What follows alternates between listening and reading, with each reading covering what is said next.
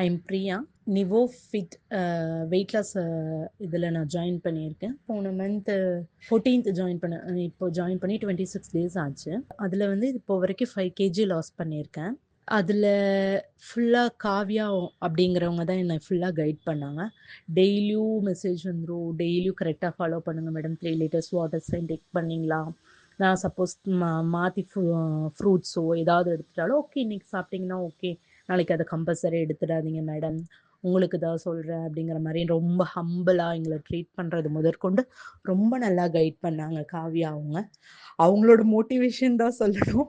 அவங்க இதில் தான் நான் டயட்டை எப்படி இருந்தாலும் ஸ்கிப் பண்ணிடக்கூடாது, ஃபாலோ பண்ணிடணும் அப்படின்னு ஃபாலோ பண்ணி இதுக்கு முன்னாடி கூட நான் ட்ரை பண்ணியிருக்கேன்.